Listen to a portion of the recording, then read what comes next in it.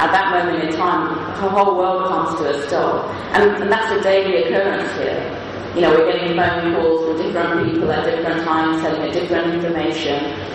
And it is very, very hard, and it's been a long struggle, but I think she genuinely expects justice to be served in this case. Thank you.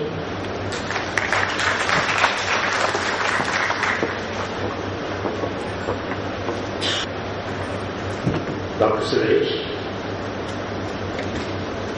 General Secretary of the PUCL, please come.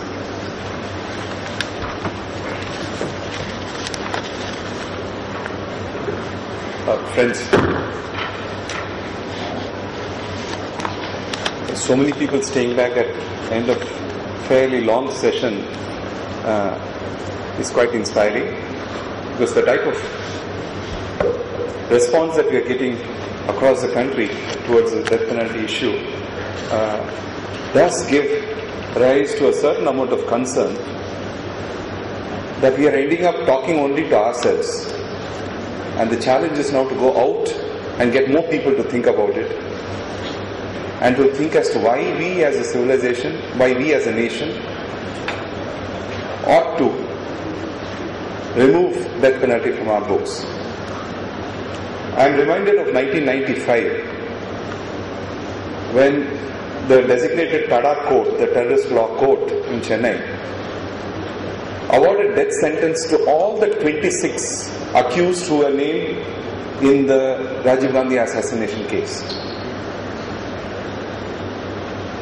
And the events that followed thereafter, some of the questions that some of the young people here were asking me, were raising, as to the fact that people who are involved in corporate crimes never get into it, somebody else has asked, what about the rich people who are committing crimes, they never get into death row.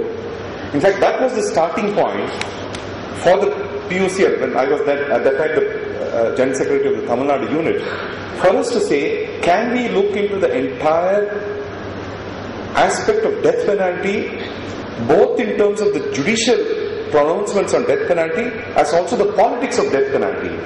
That resulted in this book, Lethal Lottery. This book started when we started the campaign against death penalty in the Rajiv Gandhi assassination case. And when we started, it was a 10-year-long journey before this book came finally. It was started by a few of us who are lawyers and who are seeing in court what happens. And it's very interesting to see why we call it lethal lottery. Because at the end of the day, what happens to a person on death row is ultimately nothing else but lottery. It goes before one set of judges, you end up in death row. It goes before another set of judges, you get a commutation. And you never know, it might, in a different set of judges may also have an acquittal, as in the case of Buller itself. Before I get into the Tamil Nadu experience, I would like to just talk about the Buller judgment. If there is one judgment that ought to be a wake-up call for the entire human rights movement in country, it is this judgment. Very cogently written, but with illogic. A judgment which is upsetting almost all the established norms, including settled principles of the Supreme Court in Constitution bench cases.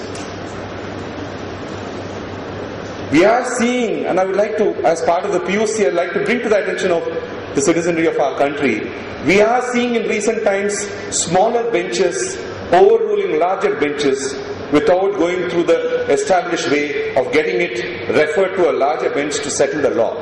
And if there's one judgment that needs to get into a constitution bench, that is this case. Why am I saying this? It's very much linked to what is happening in various mercy petitions in the country.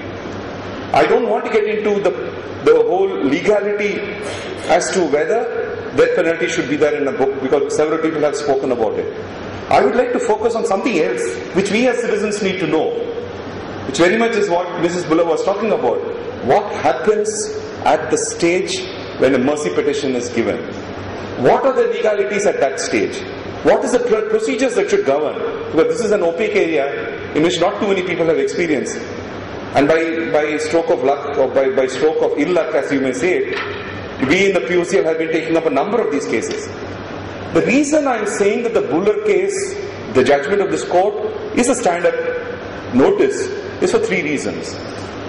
Throughout the judgment, there is a sense of ridiculing anybody who says we need to relook death penalty. I have marked at least about 8 to 10 places in the judgment. Now look at the type of words that are being used.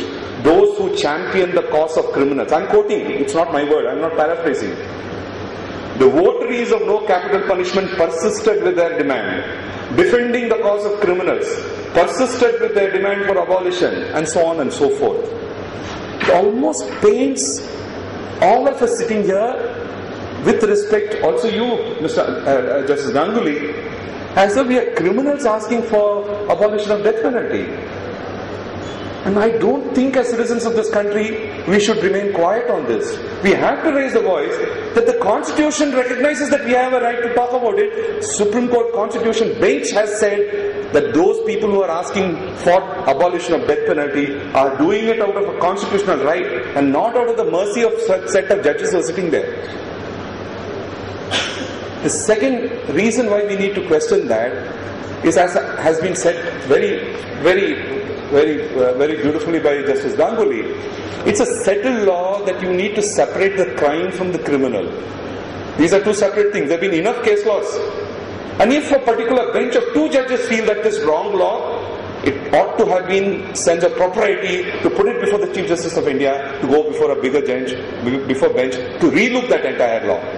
There are 3 judges, there are 5 judge benches which have said these two things are separate, going from Maru Ram to various other cases. I won't trouble you all with the case laws on that. And the third reason why this particular judgment is extremely dangerous is to make this very dangerous distinction between crime and terrorist crime. Without getting into an analysis of it, without getting into an interrogation of this entire aspect of how this separation is there. One of our younger friends was asking us about the various principles of law in terms of application vis-a-vis crime and vis-a-vis corporate crime. I am reminded of something Mr. Kannabiran, one of India's most eminent human rights lawyers, told me when I was a youngster entering into the law field. And it took me 15 years of being in the criminal field to understand what it meant. When he said, the law defines the offense. The state defines the offender. No, this is an extremely important thing. It took me many years to understand this. Law may say something is an offense. The decision as to whether to impose that law is not the decision of the law. It's by the institution, which is the state, to do it. And therefore, Buller's case goes in as a Tada case. And people in Gujarat who have killed many more people go in as an ordinary crime. Where is the balance in this entire thing? Now, if this is an elementary part of the way the criminal justice system is structured, we go to the next part of the entire criminal justice system. That is where the state defines the offender. It is also the state which puts forward the prosecution. And at every